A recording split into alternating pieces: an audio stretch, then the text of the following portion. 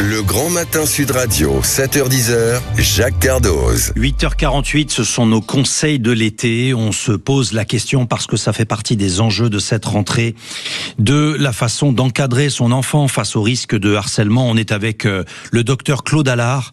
Bonjour docteur, vous êtes pédopsychiatre, psychanalyste, auteur d'un ouvrage intitulé « Les désarrois de l'enfant numérique » aux éditions Hermann. Bonjour, soyez le bienvenu sur Sud Radio. Oui, bonjour. Alors, avec vous, on s'intéresse à ce phénomène qui n'est pas nouveau, mais qui a pris, c'est vrai, une nouvelle ampleur avec les réseaux sociaux. Aujourd'hui, le harcèlement ne s'arrête plus aux portes de l'école. Il peut se poursuivre à la maison, le soir, la nuit et sans répit. D'abord, tout simplement, est-ce qu'on peut coacher son enfant et le préparer à d'éventuelles possibles attaques, d'une certaine façon, et à des harceleurs ? Je pense que le rôle des parents, c'est d'écouter, de dialoguer avec leur enfant.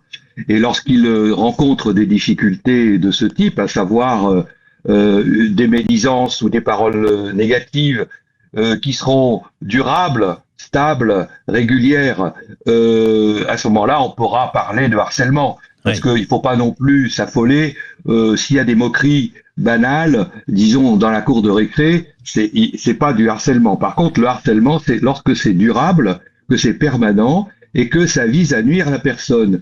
Alors là, en tant que parent, bien sûr, il faut être à l'écoute de ses enfants.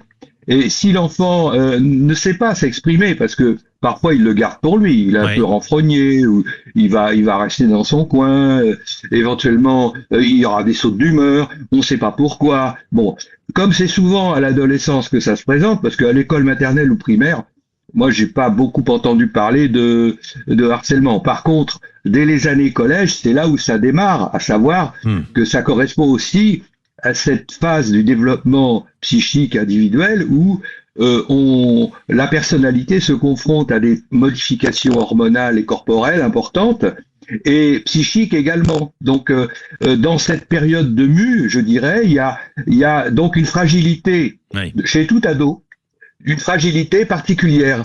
Et c'est là où effectivement les incidences pourront avoir des effets pathologiques. Donc, vous avez raison de dire qu'il faut trouver un encadrement et si il s'avère que ce sont des médisances répétées, des tas de petites choses qui peut-être ont l'air anodines, mais en soi, un croche-patte, mais une fois accumulé, ça fait beaucoup dans la tête d'un adolescent ou d'une adolescente qui effectivement essaie de s'affirmer par rapport aux autres. Docteur Claude Allard, on s'intéresse avec vous à cette façon d'essayer de protéger son enfant face aux harceleurs.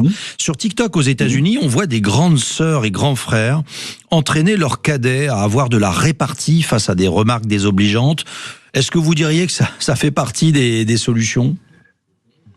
Pourquoi pas? Je pense que se confier à un frère ou une sœur, c'est plutôt une bonne idée parce que la fratrie est peut-être plus facile d'accès que les parents où on n'ose pas forcément s'exprimer. Mais de toute manière, pour prendre en compte le problème, en tant que parent, faut être attentif et forcément pour toute chose, mais surtout ne pas prendre l'initiative d'aller directement régler ses comptes.